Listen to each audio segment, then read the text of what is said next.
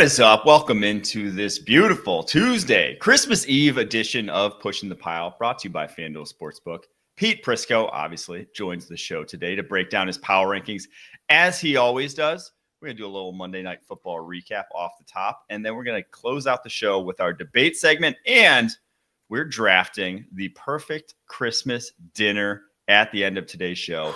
A lot of ground to cover, so let's get right into it with that amazing Monday Night Football game we saw last night, if you're a Packers fan. If you're a Saints fan or a fan of football in general, probably not so much, because it was one of the worst games I saw all season. It was the first shutout, actually, all season long. But have the Packers, I think, winning 34-0, have they done enough over the past few weeks since that loss to Detroit to make you think that maybe the next time around, they ain't losing that game to one of those top teams that, unfortunately, they've lost to pretty much every time they face them this season? Pete, you go first. I've got some strong takes. Well, I have the Packers in the Super Bowl before the season, so you know that my answer to that is yes. I absolutely believe they can. Here's the difference between this Packers team and other ones. They're much more physical, much more physical. I mean, they're good on the offensive line. They're good on the defensive line. They're athletic linebacker, which they haven't been over the years. I love the makeup of this team. I love how now it's 2 weeks in a row, and the Saints aren't a good team, but they physically maul them. And then they, that's coming a week after they go to Seattle and physically maul the Seahawks. So to answer your question, yes, they can beat anybody in the NFC. And you know what? We obviously knew that the Green Bay Packers money line was the smartest bet in the history of the National Football League last night. It's the first opportunity for the Saints to go and play in a cold game. Spencer Rattler is not the guy yet, in my opinion. And the Green Bay Packers and their fans, they wanted not only to go in there and win that football game, but they wanted to dominate. And when you wake up this morning and you're looking over Pete Prisco's power rankings, you take a look at that 34-0 score. It's obvious to me that this Packers wanted to prove a point, and they have. And you take a look at last year, the run that the Packers went on, how hot Jordan Love got. And you add to that equation Josh Jacobs. And I feel like that opening drive for the Green Bay Packers is indicative and a message to those teams around the league to think they can hang around with one of these groups. And as Pete put it so eloquently, they got guys everywhere. They can do any number of things. They're a physical group. And obviously, couple that with Matt LaFleur's genius. This is a tough team to stop. And you and I both know, Pete, it's all about who's hot when. And for whatever reason, the Packers get hot when it gets cold, and Jordan Love seems to get streaky when it's necessary. So the Packers, every bit as dangerous as those other two NFC North teams, in my opinion. Obviously, a lot's being made of the Vikings and the Detroit Lions. But this Packers team, man, I don't know who wants to play the Packers right now. That's a great point. I don't want to play the Packers right now if I'm any of the top teams in the NFC, because the last 4 wins, they've won by an average of 23 points. And now it's come against kind of that tier of teams that are like fringe playoff teams. It's 49ers, Dolphins, Seahawks, Saints. But they are blowing them out. They're saying we are not just barely sneaking into the playoffs. We deserve to be in that top tier. And now they're going to get a chance to prove it against Minnesota Vikings this week, that they really are in that, but just, had their stumbles along the way, more so than obviously the Eagles, Lions, and Vikings have had. But I do agree with Pete's initial point that this offensive line, combined with Josh Jacobs, they can move the ball on pretty much anyone. And the difference in why they've lost so many of the playoff games in recent years is that they were a kind of a finesse run game with Aaron Jones, and just what they were doing offensively. And they kind of dictated, or they were very, when they put A.J. Dillon in, you knew it was going to be certain run concepts. When they put Aaron Jones in, you knew it was going to be certain run concepts. They were almost telegraphing by which running back was in the game what they were going to try to do offensively. Now that's not the case, and especially with this running game. Josh Jacobs can do stuff that Aaron Jones did as a receiver, while also running the run concepts that A.J. Dillon did, while also not being banged up seemingly every single January the way Aaron Jones was as well. So I think that's the biggest difference that makes this team feel a little bit different than even like the teams that were the 1 seeds back in like 2020, 2021, to my opinion. Mike, and you go to that opening drive, and I talk about Matt LaFleur's ability to scheme up offenses and put yourself in advantageous situations. They ran for the offensive line. The call would be to the offensive line, 22 Haas halfback Harry, which means halfback slow screen to the right. But the action was pitch 38 to Josh Jacobs. He already outflanks the lineman. He catches the ball in space. I said, what the hell kind of play is this? Puts his foot in the ground, gets underneath. The offensive linemen are in lockstep. It reminds me a lot about that Kansas City Chiefs screen game with those inside three. They can do any number of things in the screen department. And in this day and age, you don't just kick people's ass up front and win. You have to kick people's ass up front and have an offensive coordinator that's creative. Yes. And have that offensive mind. And the Packers have that. Add to that Jordan Love, and it's like, oh, what the hell is going on? The Green Bay Packers, they just never have a down year, man. Well, here's the other thing. If you look at the offensive line as a individual parts, you look at it and say, okay. Now, Zach Tom's been really good at right tackle. Yes. And Jenkins is a mauler at left guard. Ryan's been really good at right guard this year. The center's probably the weakest link of the group. And then you look at the left tackle, who's played well at left tackle, Walker. So it's a good group, but I think they're better together than you would if you picked them apart and individually rated them. Yeah, that's a good point. And I think even though Josh Myers at center is, I agree, the weak link, that's still like a very powerful interior trio. I mean, you saw it on one of their sneaks last night when they go doubles up front, duo runs, that sort of thing. They can generate movement, and specifically Sean Ryan at right guard is the guy who really explosive off the ball. So when him and Tom get together, their runs off that side, very effective so far this season. Looking like Josh Stitton last night with that hair flowing out of the back of his helmet. It was giving me flashbacks. I know it was for you too, Mike. If he could be Josh Stitton and Bass Pro, I'd be putting him in the Super Bowl right now. Stitton and Bass Pro was the GOAT. But the last point I wanted to just bring up, Edgerrin Cooper, the linebacker, rookie linebacker, to me, been far and away the best rookie linebacker. They've gotten him seemingly every single week, put more on his plate. And now with Quay Walker, 38 snaps last night, 6 tackles. The guy flies to the football. He adds a different element to this defense that they just haven't had in years past. Even when they had Devondre Campbell and he was playing well, neither him nor Quay Walker, guys who play on the other side of the line of scrimmage. Edgerrin Cooper's the guy that plays on the other side of the line of scrimmage. He looks like, from what I've seen early on in his career, that guy's on a Pro Bowl to all pro sort of track already early on. Scary. Yeah, and they haven't had Alexander. They didn't have Williams. They didn't have the other nickel corner, the rookie. They were banged up. They're banged up, and they're still finding a way. And you know what else? The other corners are playing better than Stokes has been better the last couple of weeks. That's big for them. Going forward, that's important for them. The makeup of this team is outstanding. And I don't think we've seen the best of the passing game yet either. That's something all year that's kind of guys have been in and out and guys have been hurt. Now Watson's dinged up. I don't know how bad he's dinged up, but I don't think we've seen the best of the passing game. They are, in my mind, the most dangerous team in the NFC right now in terms of going on the road and winning games, because they're going to have to go out on the road. We know that. They're going on the road. Don't make Mike smile like that. Yeah. You sicko. You sicko. That's the Christmas come early there, Pete. Thank you so much. But Mike, shutting out. I know you're supposed to beat teams that you're better than, and you alluded to the fact that they have not only beat these teams, they have blown the doors off them. In the NFL, that doesn't happen. And when it does happen, you put a team like the Detroit Lions at the top of the power rankings, and you say they are just a standalone. They're the best because they beat the you-know-what out of football teams.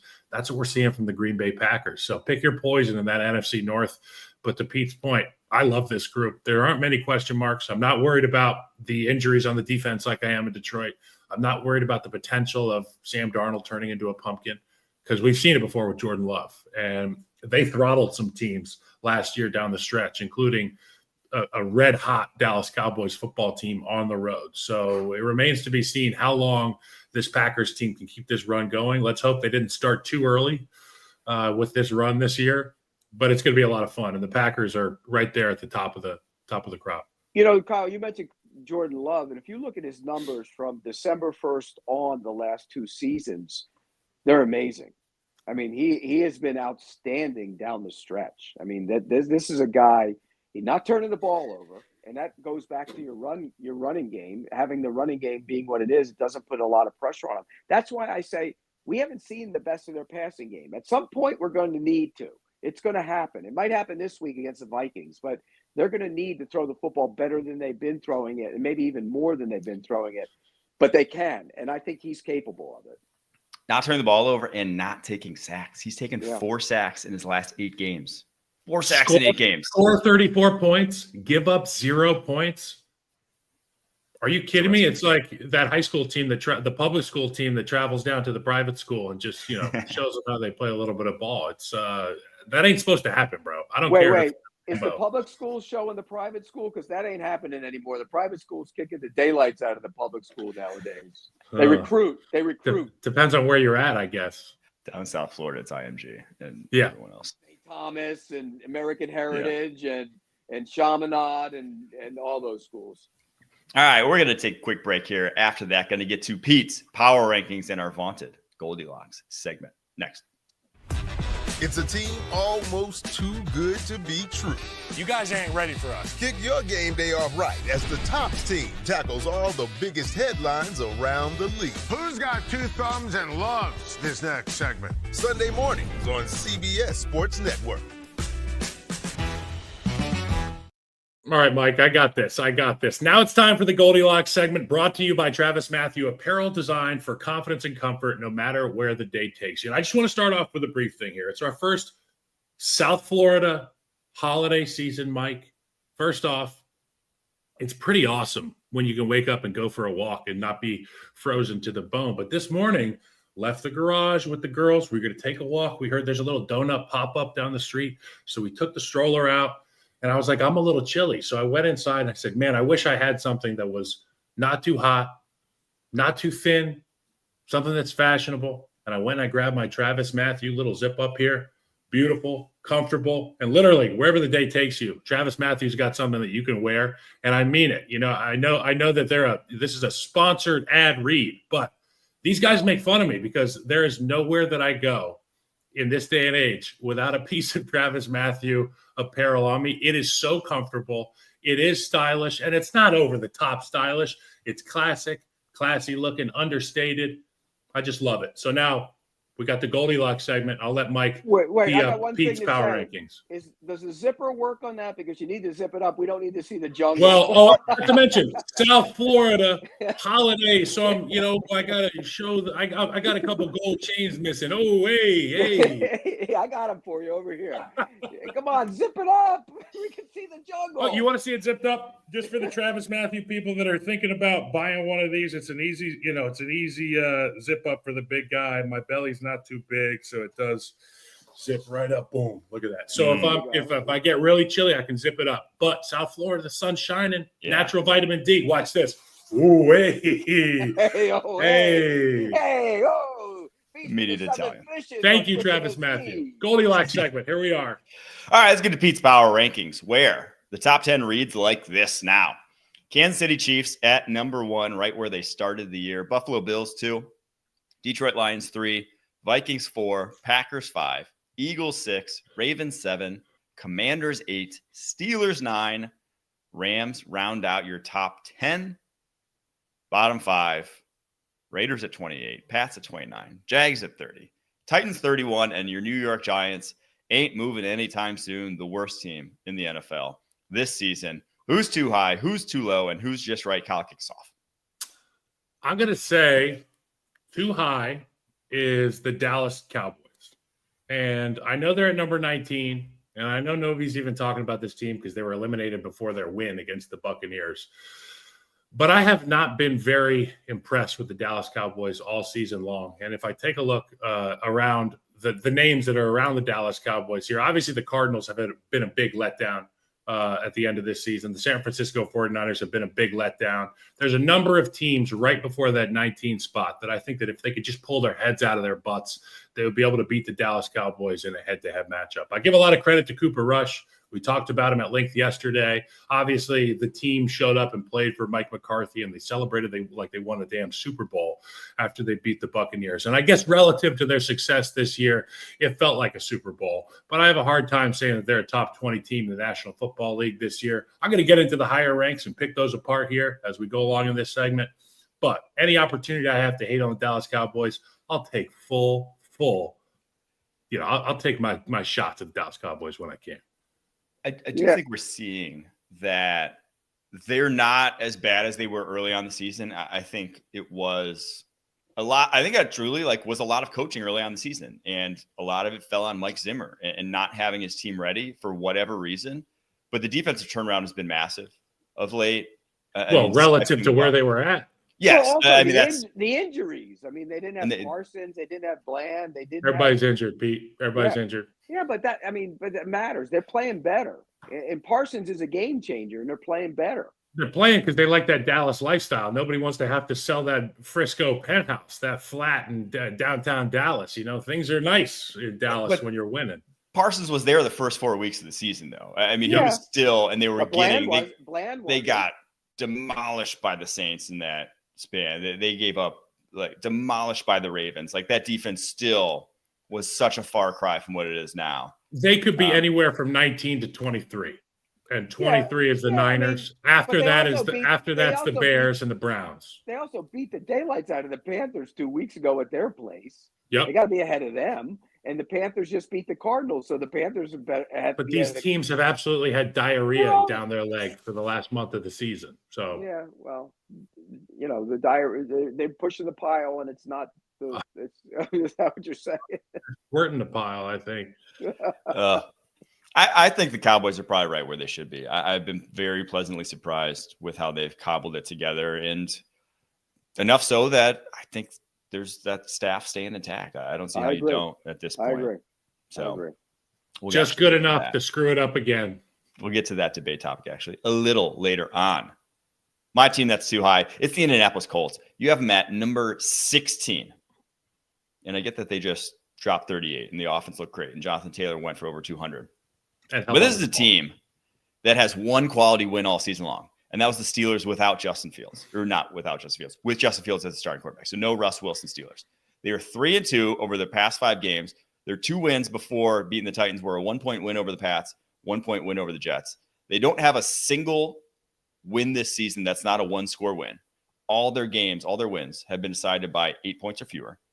They're minus 31 point differential. This is just like a well below average team masquerading as one that might very well make the playoffs because they're extremely well coached, but they're not a good team. Who are they ahead of there that you think should be ahead of them? I mean, Seahawks and Falcons specifically, who are at 17 and 18. Seahawks, they're both not only better by record at this point in time. They're just. Do you think the Falcons are better than the Colts? I think they're the same. It's splitting hairs. Well, Penix is. I'm taking. If they do it 2 weeks in a row, I'd argue that they are better because they can do things in their offense that the Colts can't do. Do you think they're winning at the Commanders this week? I don't. I think they're done. No. But here's the other thing. If Jonathan Taylor doesn't drop the ball at the goal line, they beat the Broncos, who are in the playoffs right now. Yep. Revisionist history. It makes that game 20-7. That game 27. They still ended up with 31 points. The Broncos did in that game. How did that happen? I mean, you got to admit, if he doesn't drop the ball, they win the game. Distinctly different game, but it doesn't mean they for sure win that game. I don't think they're a good team. I'm not going to argue that, but I think those 2 teams you pointed out, they're not very good either. Yeah, I mean, we're splitting hairs at this point in time. It's just I don't want to hate on Colts too much because I think this is an exciting young core. And if Anthony Richardson takes the next step forward, they have the pieces there to do good things. He just hasn't taken that next step forward. And because of that, they're not a super exciting team to come into the playoffs with. If it's between the Broncos, the Bengals, even the Dolphins, they are the last team someone wants to see go into. It's like Indiana in the college football Buffalo. playoff. Correct. Yes, very much. No offense. Good. But that's accurate. It's just what they are. And it's a team that can't beat the best in the league. They just can't, unfortunately. All right, who's too low for you, Kyle? Team ranked too low. And I'm probably going to get a lot of gruff for this, but it's the Minnesota Vikings. And they had their opportunity to spoil, and they haven't. And teams have had opportunities to beat them and hold down Sam Darnold and prove to the world that he is a pumpkin.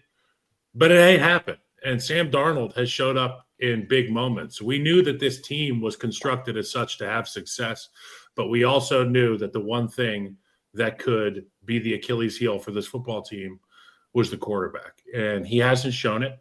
they have an opportunity to win out with the Detroit Lions being their last game of the football season. And I know this is kind of a preemptive prediction of what that game's outcome will be. And if that's the case, so be it. I got the Vikings beating the Lions in the final week of the season and running the table and taking the number 1 seed in the NFC. So you I'm think they're I'm not giving you any gruff for that one. they're better than you think they're better than the Lions right now? Yep. And it should be ahead of them? Yeah. Preemptively. I don't. I think the Packers beat the Vikings this week, and that ends that story. So, what? Look. I'm with you. They don't get the credit they deserve. They're a better team than the perception is. But I don't think they're better than the Chiefs, the Bills, or the Lions right now. I just don't. Now we'll see. It'll play out, but we'll see. I'm fine with where they're at.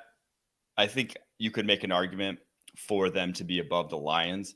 I don't have a great argument for them to be above both the Chiefs and That's the Bills. the only flop I have is Vikings-Lions. Just because the state of the Lions defense. And that ain't good. Kevin O'Connell's going to have a field day. Yeah. So that's the one. But then again, so is Jared Goff and Ben Johnson. So it's about who can put up more fireworks.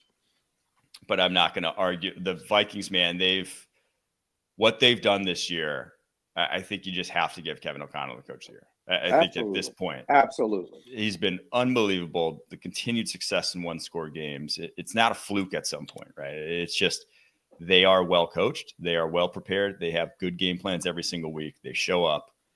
This is a team that, has as good a shot as any. I think they probably get the 1 seed. If I had to say right now who gets the 1 seed, I think it's probably them. So if they lose to the Packers, they are behind. They have a tough road of it to get the 1 seed right, because they need the Eagles to lose one more game then. Right. And the Eagles aren't losing one more game. Look at the Eagles' schedule. It's the Giants in the final week of the season. Well, right? is Jalen Hurts back or not? It's the Cowboys this week, then the Giants next week. They're not losing, and they're both at home. So, yeah. So you know what the recipe for success is in Philadelphia? Just hand the damn ball off.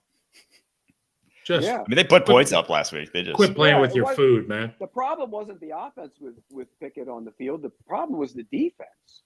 Yeah. That was the problem.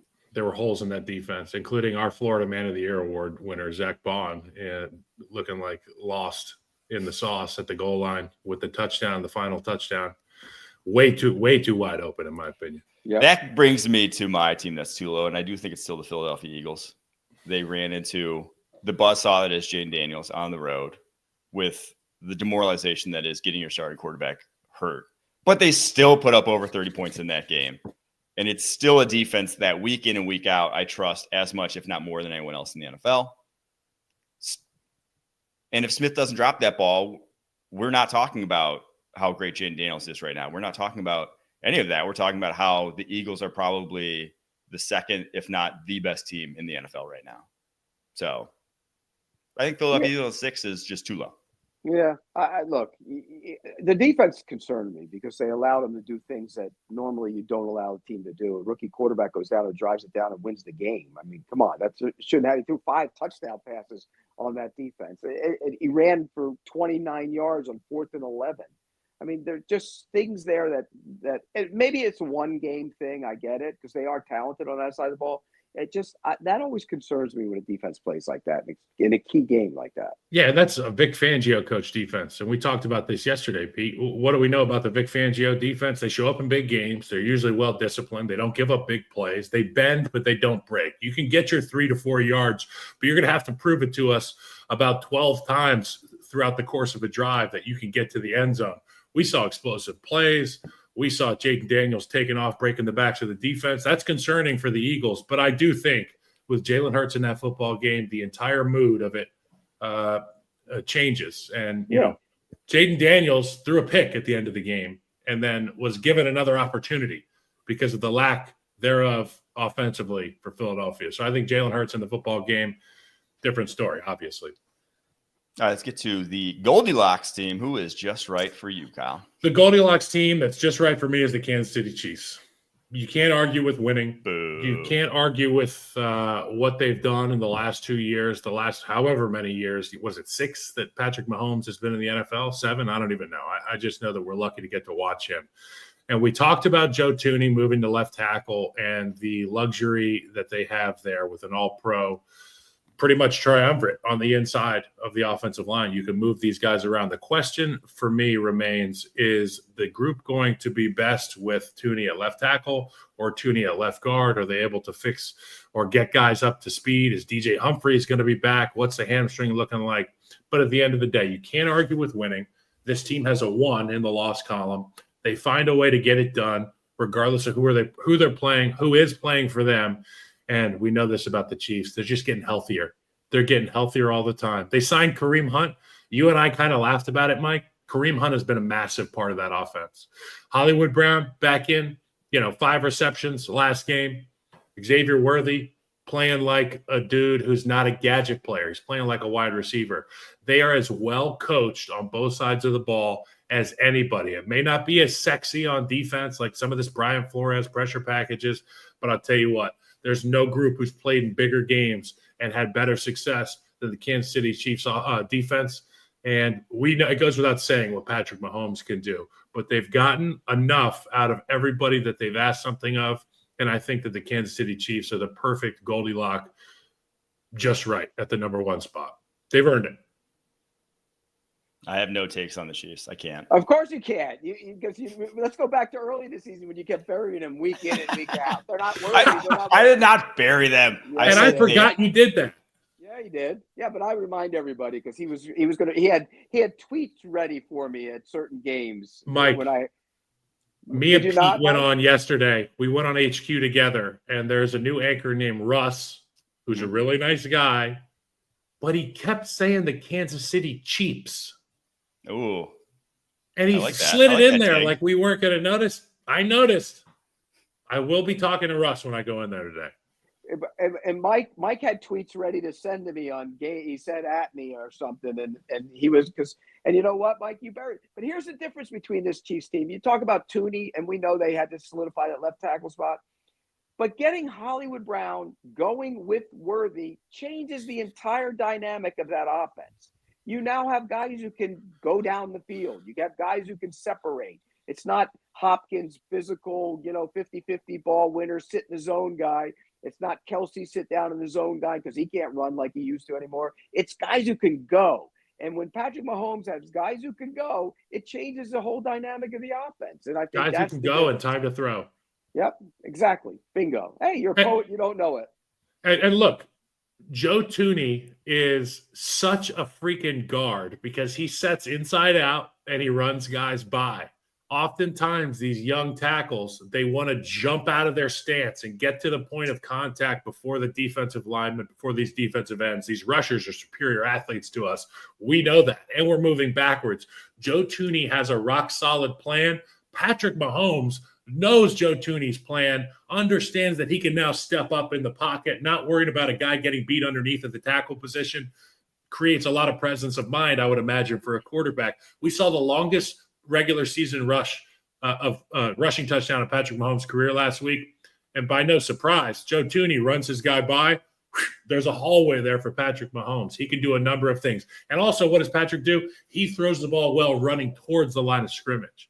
I think that's going to be a big thing moving into the playoffs. All right, my Goldilocks team is the Houston Texans at number 14, a team I was wildly high on heading into this year. I thought they had a good chance to be a top 5 team in the NFL. I thought they could have been one of the main challengers to the Kansas City Chiefs. I no longer believe that. I think going in, they are the worst team in the AFC playoff picture. I just think that, yes, they'll get a home game by advent of winning the South, but with no Tank Dell, with no Stephon Diggs, in an offense that was already struggling mightily to move the football. I mean, no one predicted this. CJ Stroud's 25th in the NFL in EPA per dropback. He's lower than Drake May this year. And it's like everyone makes these excuses about Drake May and his lower than Caleb sort Williams of talent. It's not lower than Caleb Williams, sorry. Not to get your hopes up there. I would have said Caleb Williams if it was. So trust me. To make a point, that would have been trying to help high Caleb, up there. Trying to help. But it's close. And again, the offensive line, we know about their offensive line woes, but it's like it ain't as bad as what Drake May's dealing with, right? It ain't as bad as what some other guys are dealing with. So I thought this defense would be awesome. They kind of have been. They have the pieces there. They could shut down people. It's just they have not shown anything offensively at all this year to make me think a turnaround's coming anytime soon. Because of that, 14th perfect. They're not a team that I think can challenge any of the top contenders in the AFC right now. Mike, it's unfortunate, but there's a lot going on there with injuries, with offensive line play, and we've highlighted so many of these coordinators. They put their guys in positions. What do you think your constructive criticism would be to the Houston Texans? Not telling them just stay healthy. What would be your constructive criticism? Yeah, I mean, I think one of the biggest things is just it's almost counterintuitive, and this gets brought up on like Bengals broadcast a lot. And I've been saying like, get 5 out more and get quick game going with CJ Stroud. That's what he is probably at his best at, is just knowing immediately post snap based off of the look he's getting where that first guy's going to be, and just make that the basis for the offense. Because right now what they're trying to do is not necessarily the best suited for his talents and what he's just best at the quarterback position, because the more they give him time back there, just the more skittish you see him becoming in the pocket, because he doesn't trust the protection. And so when it's 5 out, there's not really trust in the protection. It's just like the ball has to come out. There's no sitting back there at all. So you're not even thinking about the protection. It's just like, I'm throwing it regardless. So I think building more of the offense around that is where I want to see the Texans go going forward. Now, obviously, that would have been better when you had Tank Dell and Stephon Diggs, who are pure separators, quick guys off the line of scrimmage who can get open in a blink. But without them, even changing into, this offense going down the stretch, I don't think it's going to make the difference. Unfortunately, just the guys aren't walking through that door outside Nico. Look, there's a certain level you get to when you're a young quarterback, right? And we saw that in the expectations with the team around that young quarterback. We saw it 2 years ago with Trevor Lawrence. And remember, they went in the last season. And I was guilty of it as anybody. Oh, they're ready. They've arrived. They're ready to go. Young teams have to learn how to handle success. And the Texans had success last year, and we rushed it. Everybody, look, I thought they'd win the division. I cautioned people. I said, they're going to have to deal with success, and we don't know if they can handle it. He hasn't handled it very well. He's done a bad job with it. And, he did a lot of stuff this offseason, remember? I know. He was on the draft show with me on Bleacher Report. And I remember going, and they told me like 2 weeks before, they're like, hey, CJ Stroud's going to be on. And I'm like, what in the world? Like, then he went to Japan with Micah Parsons. And he went on like a world tour with Michael Parsons. And they have the same agency. And I remember asking him, I'm like, man, why'd you want to do this? And he's like, I don't know. They just asked me to. And I was like, that's like a weird answer. They just ask you to, and that's because of that you want to do it, because like it seemed a lot like he was kind of just doing what a lot of people are. When you get to that status, a lot of people are going to reach out and ask you to do something to do like XYZ, to do this appearance, to do that. And it just seemed like this offseason, he didn't know when to say no. He didn't know when to be like, hey. Now, obviously, like, that could be completely irrelevant of what's going on in Houston and why they haven't had success. But also, it's like there's something there, right? I do think there is something there. And he said they asked him, maybe that was with you guys, asked him where he ranked himself as quarterbacks. And he said that wasn't with us. But he said he was third. Yeah. I mean, you haven't arrived, dude. You're a rookie quarterback, essentially going into your second season. You should be spending. Look, I'm critical of that. Go take your time off. When you have your time off, take your time off. Yes. But you should be able to focus on a lot of different. Football is your number one priority. You only have so many earning years in that body. Sure, make some money off the field. I get it. Okay, and here's the other elephant in the room for this week when it relates to him. You're entitled to have your emotions flow out during a football game. And Kyle knows where I'm going with this, because I didn't like the look of your starting quarterback crying, overflowing crying. Yes, Tank Dell's his buddy. Go over there, kneel with him, sit down, put your hand on him and say, look, we're going to pray for you. We hope you're okay. I love you, man. Get up and get away from it.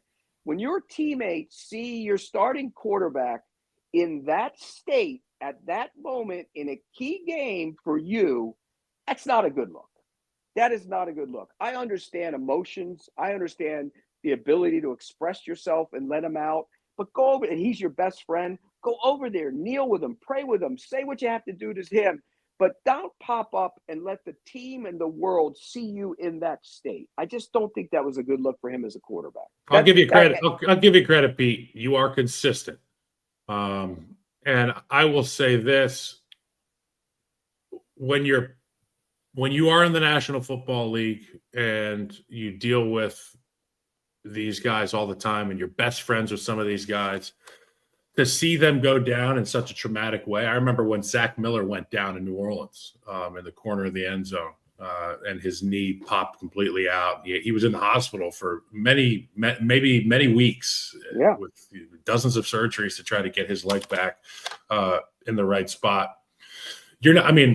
First and foremost, you're not thinking about the optics of your reaction. Your reaction is organic more often than not. And our shock response for everybody is different. Some people go silent.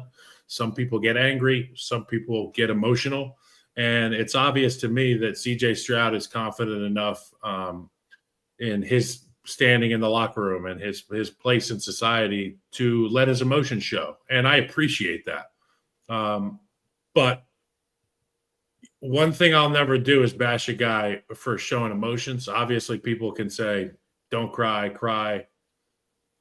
But at the end of the day, when something like that happens and your focus is shifted completely to your buddy who's on the ground with his knee popping out of his football pants, you don't even think about the fact that there's cameras on you.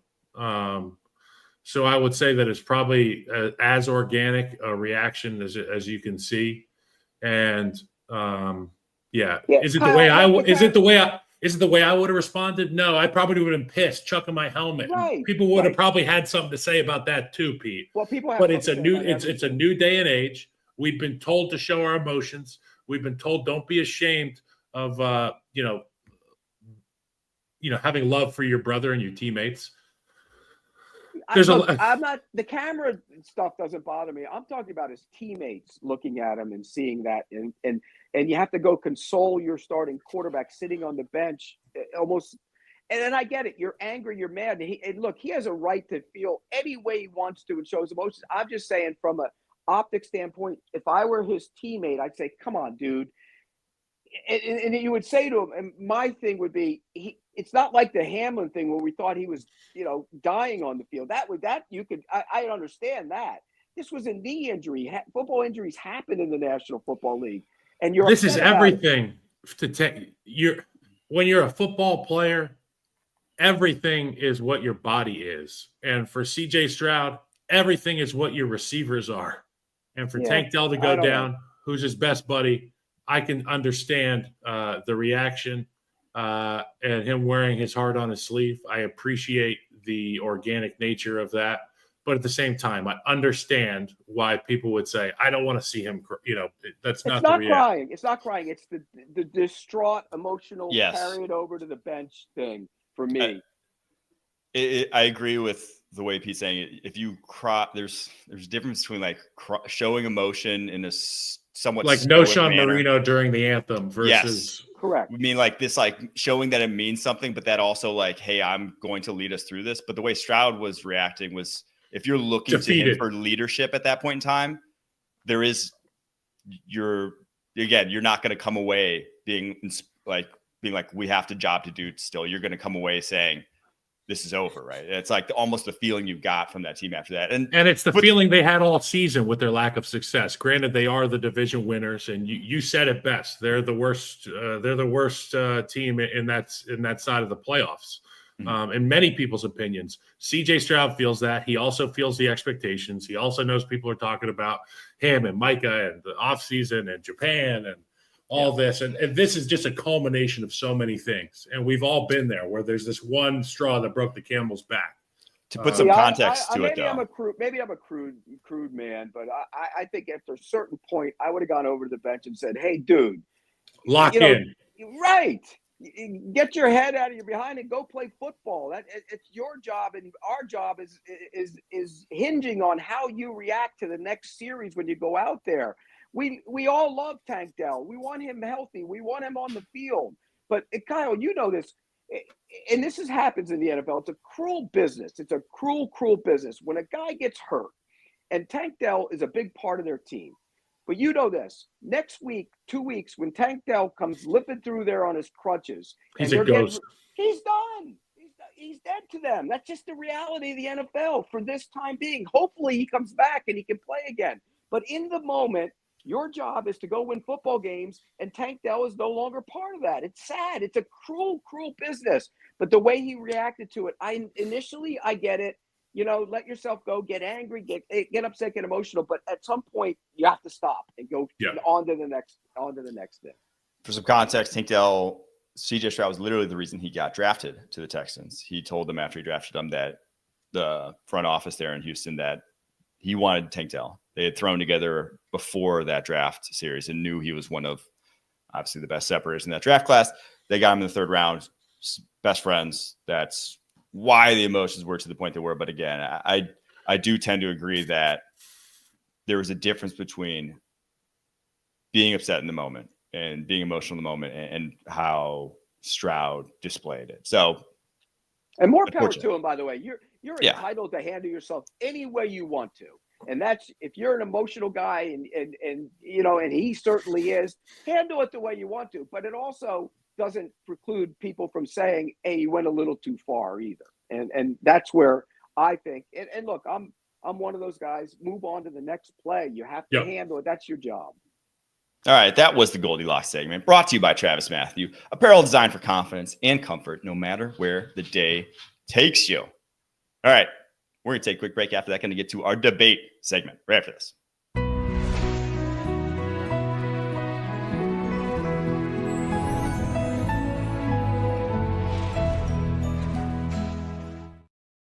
Ooh, that Masters commercial kind of got me going right there. Ooh, that means Frankie's birthday is coming up. Means draft season's coming up. I remember when Frankie first when I first said and caught Frankie, we sat and watched the Masters together. So it's always, you know, whenever I hear Jim Nantz or whenever I hear, it means the off season's coming. Hello, friends. There's no off season for me, Pete. Draft season starts. I love that. As soon as Super Bowl ends. Yeah, but there's no games every week. You know, Kyle, right? The grind.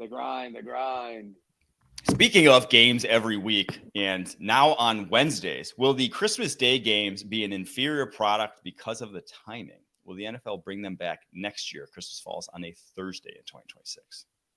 I guess it depends on what you're looking for in the product. Are you looking for low-scoring games? Are you a Mike Tomlin type guy, or are you a Ben Johnson type guy? I would imagine, just like any game where you have less time to prepare, and what is it, 4 games, 11 days, 3 games, 11 days for the Kansas City Chiefs. It'll never be as clean as you want, but football fans want to see football. So ugly or beautiful, we're going to have something to clap about and something to drink a beer and watch with our buddies, and be thankful during the holidays that we get more football. I mean, at the end of the day, that's really what it comes down to.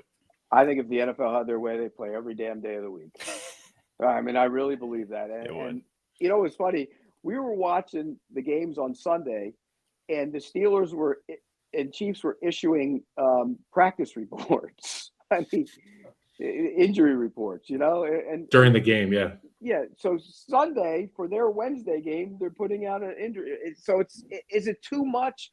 Does the NFL have to be careful of doing too much? For now, the answer to that is no. Okay, wait. At some point, it might get to that point. I floated this out on the CBS Sports Network show yesterday, but I don't think that goes to the pod channel. So I wanted to float it out here too and get actually your take on this, Pete.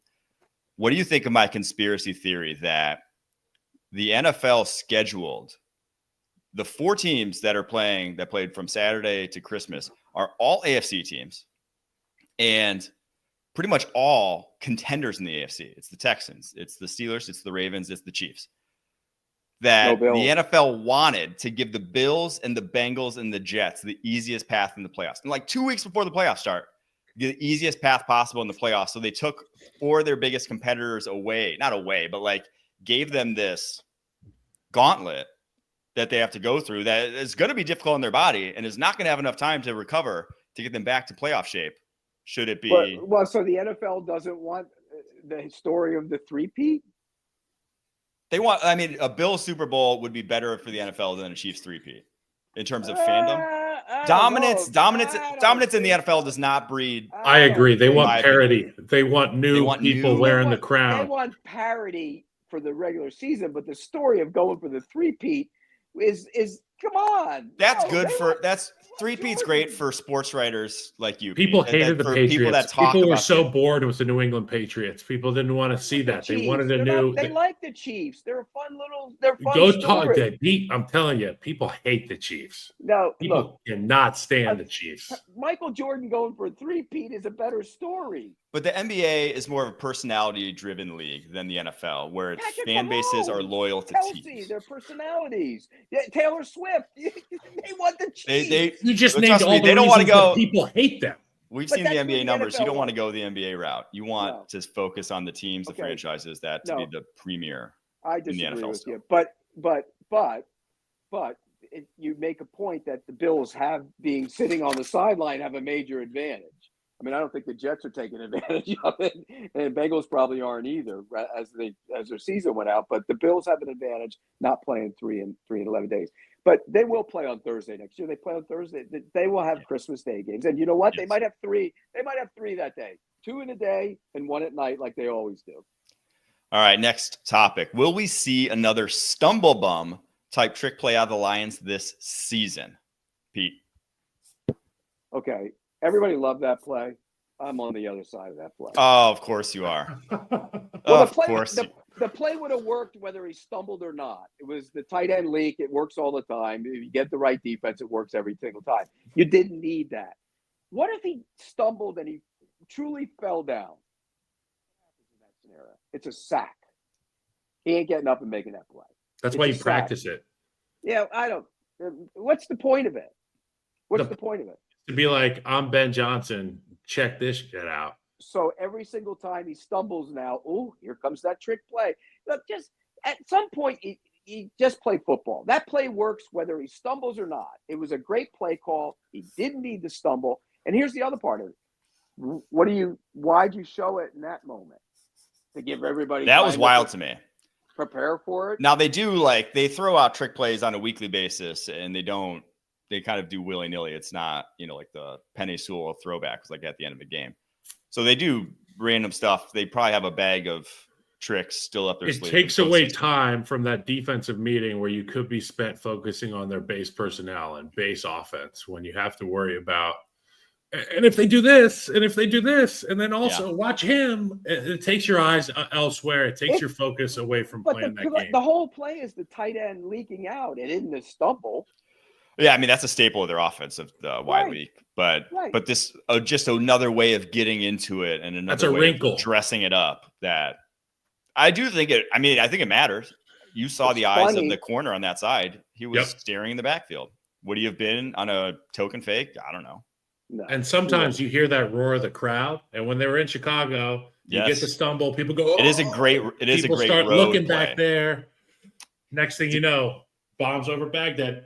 That's not a home field play. That's a road because of that's a great point. I think at times we're getting a little too gimmicky to me. But the lonely end is coming, and all the other plays. Wishbone coming soon. 3 plays in a row on the goal line. We'll run the veer. We'll get that. We'll get my dad's single wing out again. My dad wing played the single wing. No, he played the single wing. They didn't have a quarterback. Just single wing. I mean, look, there's so many things. I get it, but ultimately that play came down to football. It was the tight end leaked out. Nobody covered him. It was going to be open no matter what. Well, I definitely think that there will be more trick plays, and it doesn't have to be the stumble bum. I think that Ben Johnson now has made it throughout the season where they don't need these trick plays because they've beaten the hell out of people offensively. Now you get to the playoffs. It's where the real wizardry happens. This is where the Jedi mind tricks happen, and Ben Johnson has a lightsaber. So I'm excited to see what the Lions are going to do. Now, we talked about this one a little bit earlier, but so we can keep it tight. Will the Cowboys run it back with Mike McCarthy and Mike Zimmer after a strong push to end the season? Yes. I think they will. And not losing your quarterback gives them an out in that. Does. So yes, I do, and I don't think Jerry Jones wants to fire Mike McCarthy, and I think Mike McCarthy's a better coach than he gets credit for. What about I think Zimmer? Mike Zimmer is stubborn. That's his problem. I think Yes. he's too stubborn, and he's been that way for a long time. Mike, for a long time, he's stubborn, and he doesn't change. And I think sometimes you got to put new wrinkles into that thing, and he was always reluctant to do it in Minnesota. So Here's the problem with Mike Zimmer. I haven't been in the league in like 5 years. I could go out there, not watch any film, not have any meetings, and I would say, Mike left, squeeze right. Mike right, squeeze left. Watch cross dog. And we're going to go out there and we're going to pound the rock. And on third down, I'm going to know exactly what's coming. It's not like that Brian Flores defense where there's 8 guys. It's like double A mug versus like a quadruple line mug. What is the flavor right now? To your point, Zimmer, I don't know if he's stubborn, but I would say he hasn't taken that defense to the next phase of X's and O's. All right. Next one. Did CJ Gardner-Johnson deserve to be ejected? He got punched. Yeah, no, he did not. So, I think ejections mid-game are idiotic. I think it's against the NFL. It should only be for true plays outside the realm of sport that border into assaults. Like trying to hurt somebody. Yes, border into like litigation, like legal action. Right. That's when it's.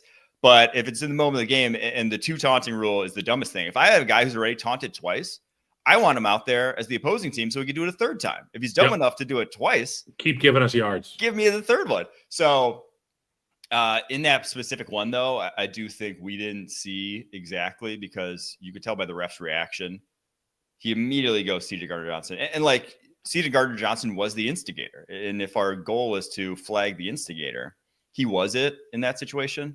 So I'm more than happy with that. I saw Deion Dawkins get punched in the balls the other day. So it's like, we calling everything, or we just exactly. I'm a firm believer in letting guys jaw a little bit, letting guys rub face masks a little bit after the play. It's a big part of football. It's a huge part of football. There's the game, and then there's the game within the game. And some guys elect to not be part of that game within the game, and some guys are all about it. CJ Gardner-Johnson historically has been about that game. And these referees, the guys with the stripes, they have a list of guys who they know are going to be playing that game. And they say, if you see anything, just err on the side of CJ Gardner-Johnson. And that's what happened. Yeah. You know, it's funny. You mentioned the jawing part of it, getting in a guy's face. None of that bothers me. But you know what does bother me? When a guy, his team is down by 25 points and he makes a play on a ball in the secondary and jumps up like he's done something great and celebrates it. You know what I always used to do? I always go like this. You point to the scoreboard. Take a peek, buddy. Take a peek. I mean, those kind of things bother me. Jawing doesn't bother me. And believe me, I'd be a guy that would do a lot of jawing if I was in the league. Oh, we know, Pete. I'd have to back your ass up. I'd have to be like, Pete, get out of there. Yeah, I mean, I wouldn't stop. And so I have no problem with that. I'm with you, though, Mike. You cross the line when you try and hurt somebody.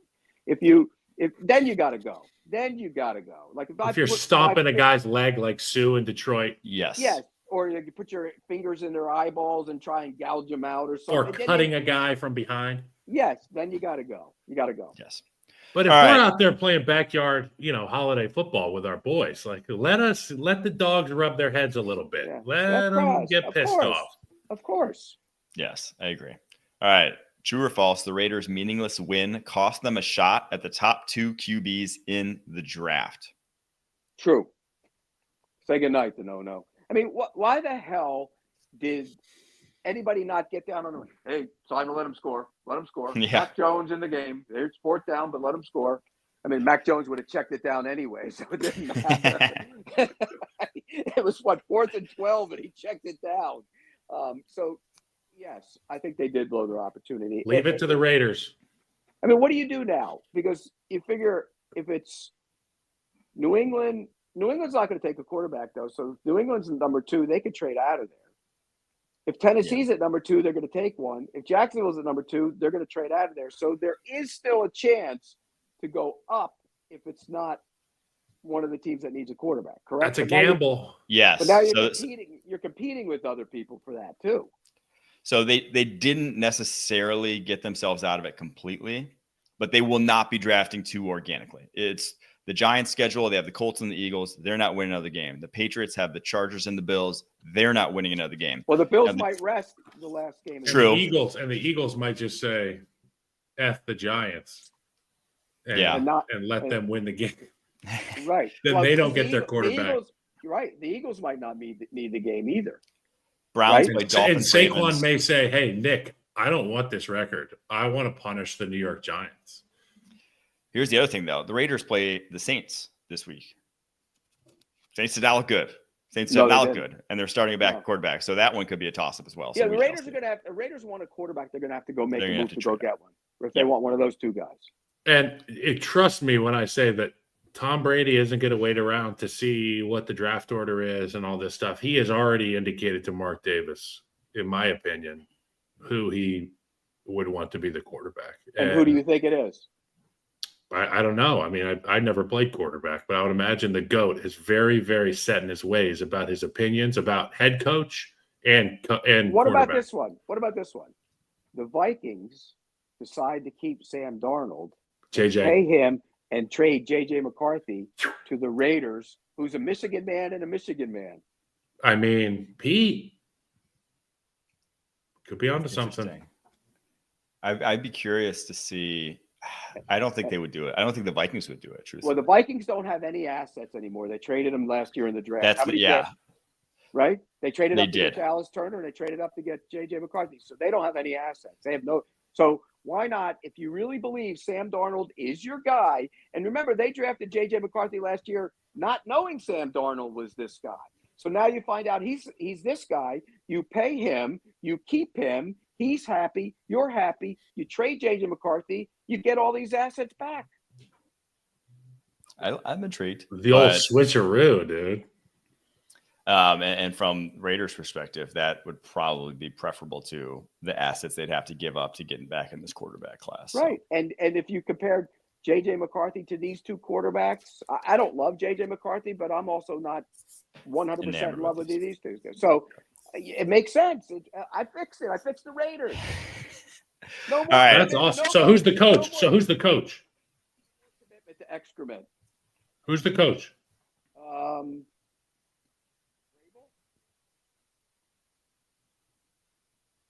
Mike Vrabel? Brady buddy? Yeah. Discipline? Get an offensive guy in there with him. Good. Now, it couldn't be – there's rumors that where he goes, he might take McDaniels. It couldn't be McDaniels. We know that can't happen because of the rate. But somebody get the right offensive guy. You guys like I fix the Raiders. I like Mojal in the chat just said Liam Cohen would be a good fit for the Raiders. I agree with that. As a head coach. That would be a nice As a head coach. But don't you think, though, a guy with some Brady wants a guy that has, he might know Liam Cohen from the league, but he wants his guy in there, and Vrabel's going to command respect. He wants John Taffer from Bar Rescue to come in and go, the mozzarella sticks are taking way too damn long. Right. This is ridiculous. Bingo. I think Taffer would be a better coach than Antonio Pierce. I think he could handle that locker room. Wow. He went there. Love John Taffer. That guy, I would, if he had his own religion, I would be a Taffer, right? He's the man. I like that. All right, let's get to our final segment here.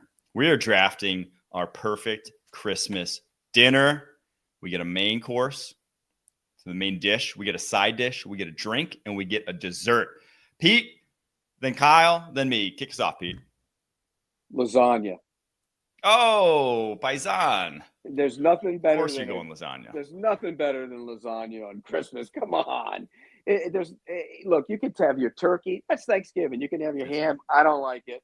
Give me lasagna. I love lasagna, and I'll take lasagna on Christmas every single day. All right. Prime rib roast. Oh, you son of a bitch, dude. That was going to be mine. Traditional. It's so good. Prime rib roast on Christmas is just and you gotta have that spicy, make it real spicy, that horseradish sauce. Yep. I just want to my God. dunk that in there. See, I can't even there's no second, there's no other main pick. I feel like ham is the other traditional one. And fishes. It's completely That's okay. Christmas Eve, though. Well, it is Christmas Eve. So I'm going to go, gosh, I got to pick. Let's go with, I'm going to go with red wine as my drink. That's going to be my first pick. Okay. Big red wine guy in Christmas. There you go. All right. Pete, So you're now back. what do I have to pick? You need a side, you need a drink, and you need a dessert.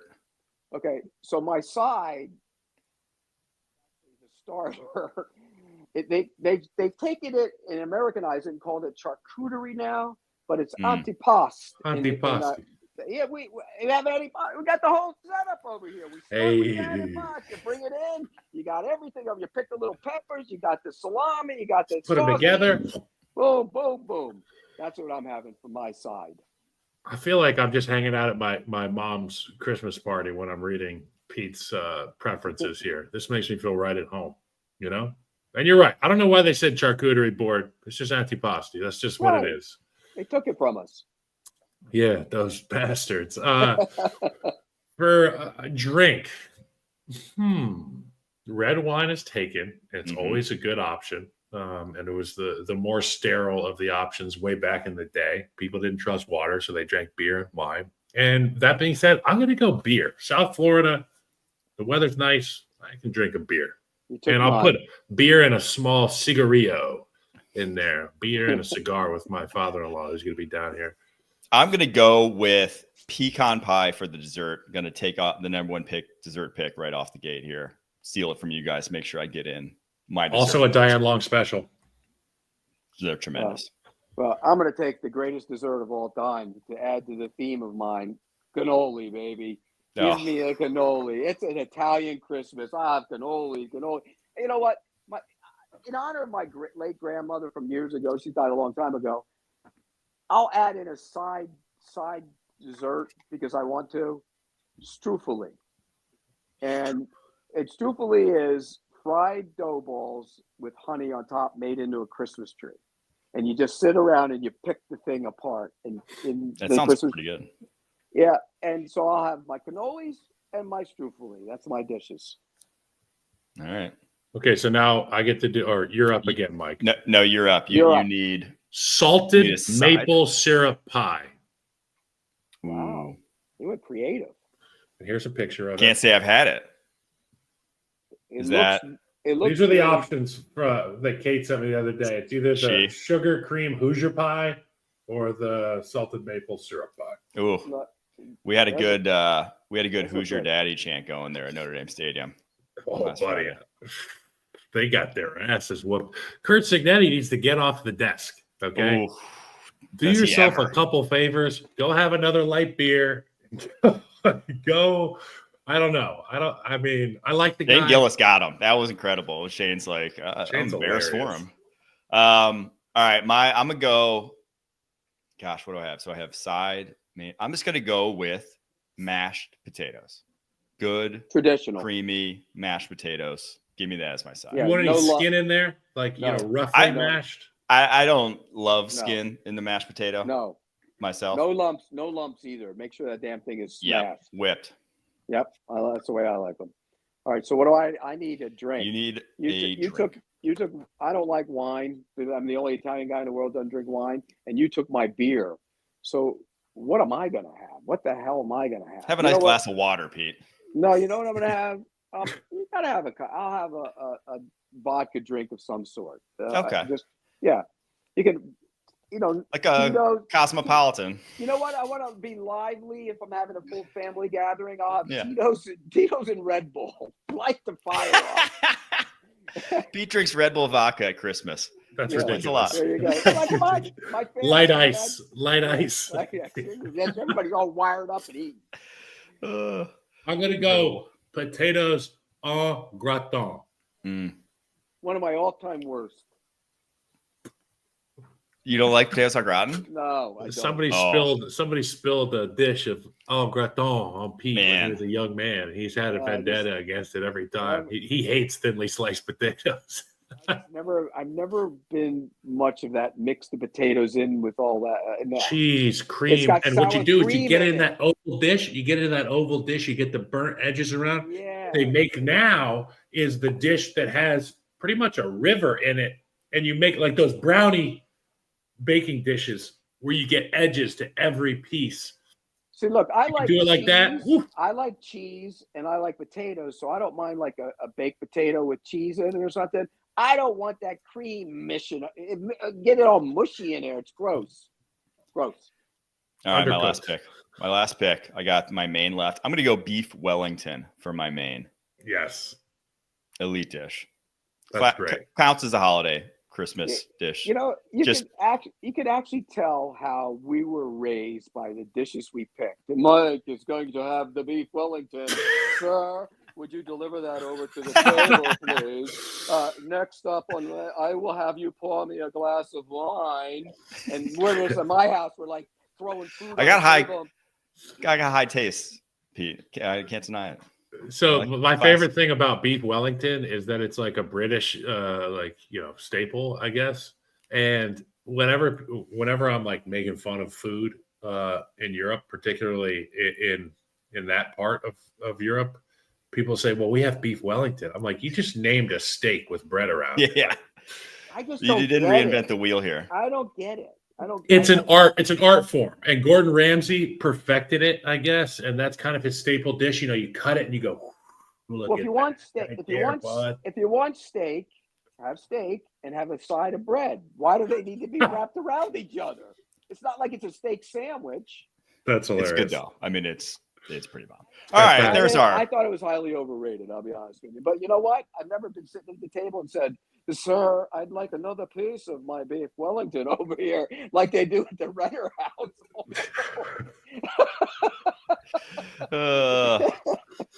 That was Pete good. went lasagna, antipasta, cannoli, vodka cocktail. Kyle went prime rib, beer, maple syrup pie, salted maple syrup pie, potatoes au gratin. I went red wine, pecan pie, mashed potatoes, beef Wellington. I think I'm actually picking Kyle's. Prime rib roast is still the best. I wouldn't Gonna have complain at Christmas. any of these get-togethers. Yeah, I that's can, also I can fair. say I've had the We hit prime it. rib roast. I've had that. I've never had beef Wellington, nor I don't think I'm going to put my fork in it ever. Oh, Pete, you're missing out. You're missing out. Big time. All right. Merry Bread Christmas and to meat everyone. wrapped listening. Merry around Christmas, each other. everybody. Merry Hope you guys Christmas, have a beautiful everybody. holiday. Enjoy the By the way, you games. didn't get my shirt, the whole shirt, right?